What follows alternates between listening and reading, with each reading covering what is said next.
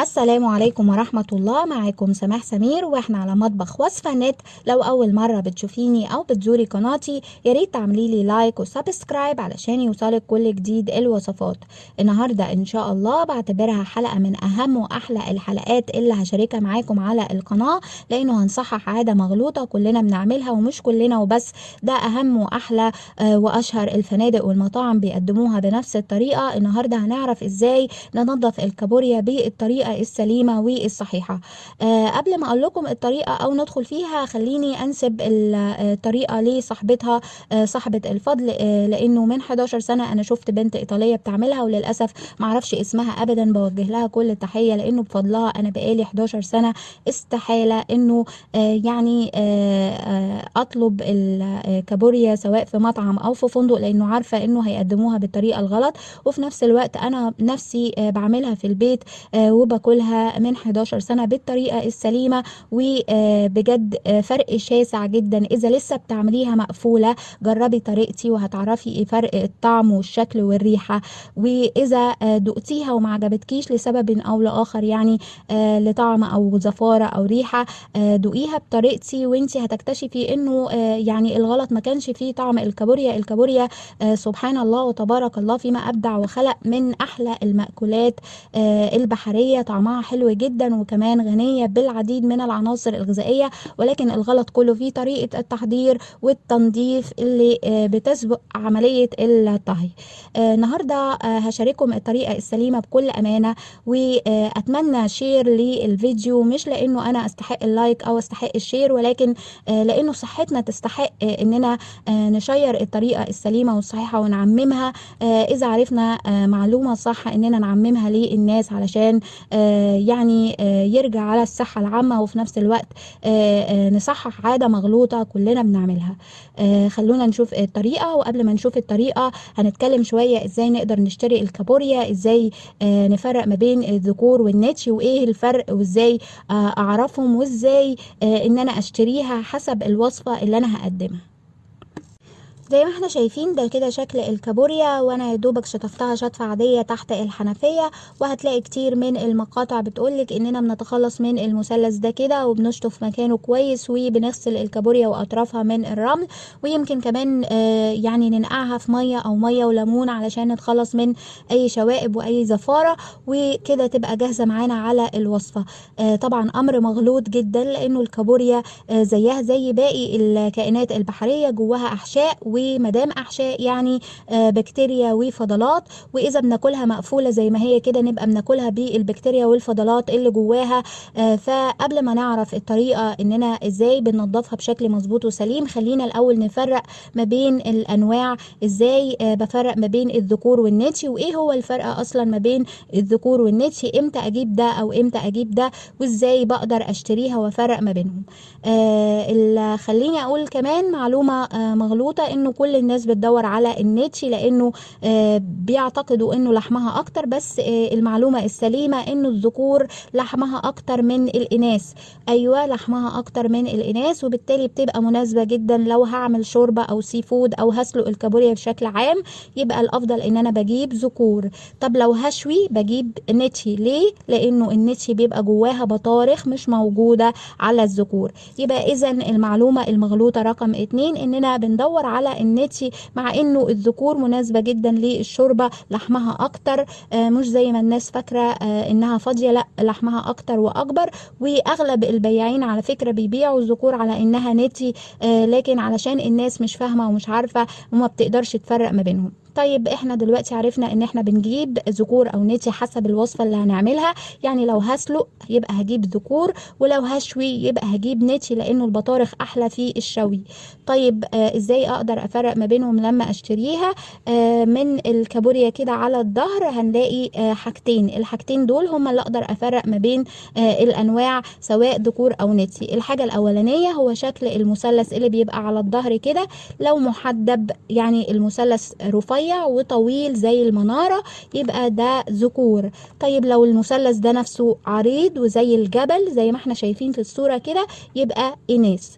تمام، دي الحاجة الأولانية. طب الحاجة التانية اللي أقدر أفرق ما بينها، احنا بنفتح المثلث ده كده زي ما احنا شايفين. جوه المثلث ده المكان ده مكان يعني أعزكم الله مكان الإخراج، وده موجود في الإناث والذكور على حد سواء، ما فيهوش أي اختلاف.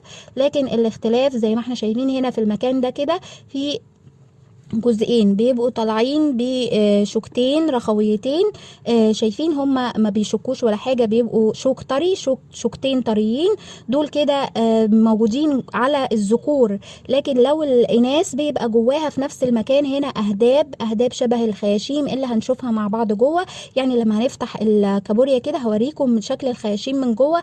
هنا بيبقى فيه أهداب شكل الخياشيم ديت كده، ومش موجودة الشوكتين اللي موجودين هنا كده. يبقى احنا هنعرفها من خلال شكل المثلث، وفي نفس الوقت من جوه المثلث هنا زي ما قلنا كده لو شوكتين يبقى ذكور، ولو اهداب يبقى اناث. احنا كده عرفنا نفرق ما بينهم. ازاي نقدر نفرق وامتى بنجيب ده او ده حسب الوصفة اللي هنعملها؟ طيب خليني اقولك اخر حاجة تخلي بالك منها وانت بتشتري الكابوريا، هو يعني عشان تشتريها طازة ولحمها كويس، هو انه بتحطيها على ايديكي كده بالوزن. لو لقيتي الكابوريا تقيلة تبقى حلوة او طازة ولحمها كويس، ولو لقيتيها خفيفة لا، بتبقى الكابوريا دي اما تم اصطيادها بشكل مش مظبوط، يعني بتبقى ماتت قبل ما يتم اصطيادها. وزي ما احنا عارفين لما الكائنات بتموت يعني الخلايا بتبقى غير قادرة على التجدد، وبالتالي الجسم بيضمر وبيختفي وبيخف في الوزن.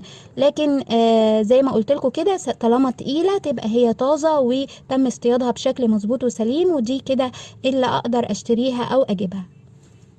وخلينا هنا نشوف الطريقة السليمة لفتح وتنظيف الكابوريا. باجي من على الظهر بالشكل ده كده على طرف المثلث بطرف السكينة او بضوافري، وبفتح المثلث ده ومش هتخلص منه او افصله، لا باجي بصباعي كده على نهاية المثلث، ابقى ماسكة طرف الودعة اللي بتقفل يعني اللي قافلة وش الكابوريا، وبضغط حاجة بسيطة جدا بيطلع معايا الوش ده بكل سهولة. شايفين بيتفتح الجزء ده خالص، وشايفين كده بعد ما اتفتح لا تعليق. شايفين كمية البكتيريا والأحشاء اللي موجودة جوه وكمية الفضلات. طبعا أتحداكي مهما نقعتيها في الليمون أو في الخل أو في المية إنه تتخلصي من المكان ده كده، لأنه طبعا إذا اتعملت مقفولة خلاص المكان ده بيفضل موجود، وهو سبب الريحة أو الزفارة أو عدم النظافة أو البكتيريا. فزي ما احنا شايفين المفروض إن احنا بنفتحها كده عشان نقدر نتخلص من المكان ده. كمان على الجنبين هنا بيبقى فيه أهداب أو الخياشيم. الخياشيم دي زي ما قلت لكم شبه جدا الأهداب اللي موجودة تحت المثلث في النتشي. قلنا هنا في المكان ده كده في الذكور بيبقى فيه شوكتين رخويتين، أما في النتشي بيبقى فيه أهداب شبه الخياشيم دي ولكن لونها فاتح، ما بتبقاش غامقة بالشكل ده. طبعا هنا الخياشيم برضو لونها غامق لانه عليها نسبة بكتيريا. طبعا هنا الخياشيم دي الكائن بيتنفس من خلالها، وبالتالي فيها فضلات من الرمل وفضلات من البكتيريا المفروض اننا بنتخلص منها، وبرضو عمرها ما هتطلع لو بتنقعيها او بتغسليها تحت المية الجارية، لانه لازم نتخلص بيها بايدينا بالشكل ده كده. شايفين احنا بنتخلص من المكان ده كده، مش بنحتاجه، ما بيتاكلش. وبنضف كويس على الاتجاهين لحد اما اتخلص من كل الاهداب او كل جزء الخياشيم اللي موجود على الاتجاهين.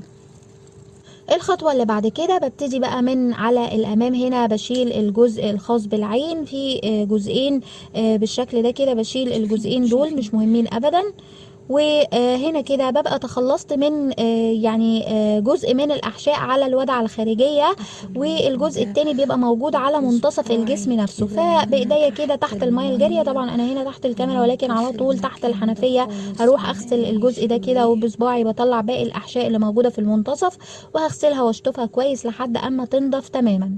وده شكلها بعد ما اتغسلت. شايفين طبعا شكلها مختلف، فرق شاسع ما بين اول ما فتحناها وبعد النظافة كده. طبعا الفرق مش في الشكل وبس ولكن كمان في الطعم والريحة بعد ما تستوي، لاننا تخلصنا من السبب الرئيسي للزفارة او الريحة او البكتيريا. وهنا كده طبعا بنشطفها في المرحلة دي شطفة كويسة جدا، وبنغسل الحروف والتناية بتاعتها علشان نتخلص من اي شوائب واي بواقي للرمل، ونقدر نستخدمها زي ما هي شوية كده سليمة لو حجمها صغير، وكمان لو حجمها كبير بنقدر اننا نقسمها من النص كده سواء بالمقص او بالسكينة علشان يبقى حجمها مناسب على الطبق.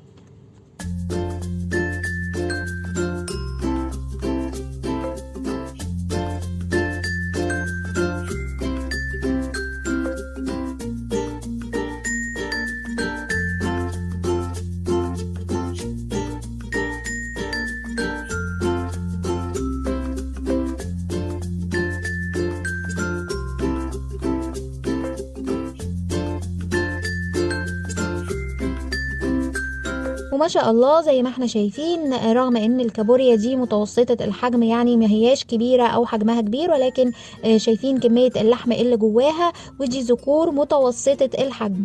يعني زي ما قلنا كده انه المعلومة الغلط اللي كمان لازم نعرفها ان الذكور عليها لحمة احسن من الاناث، وهي مناسبة جدا لعمل الشرب او السي فود. وانا طبعا كل الكمية بقى هنضفها بنفس الطريقة.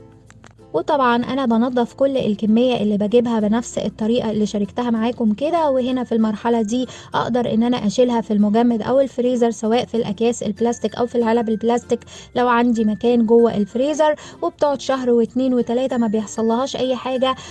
المهم انها ما تفكش وترجع تجمد مرة تانية علشان نستفيد بالقيمة الغذائية اللي موجودة عليها. بكده نبقى انتهينا. ومن الحاجات اللي بجد اتمنى انك تجربيها معايا، لو لسه بتعملي الكابوريا مقفولة جربي طريقتي، ولو ما بتحبهاش او دقتيها قبل كده وما عجبتكيش جربي طريقتي. اللي هيجرب الطريقة بجد هيدعيلي. مختلفة كتير وطعمها ويعني شكلها وريحتها مختلف، غير انها طبعا اصح وانضف. اتمنى تكون الطريقة والوصفة عجبتكم، وان شاء الله على الفيديو اللي جاي هعمل لكم شوربة الجمبري والكابوريا بنفس وصفة البنت الإيطالية وبنفس الطريقة. اتمنى انها تعجبكم. صحة وهنا على كل اللي هيجرب الوصفة. ولو عجبتكم ما تنسوش تعملوا لي لايك وشير وسبسكرايب. اشوفكم على خير، والسلام عليكم ورحمة الله وبركاته.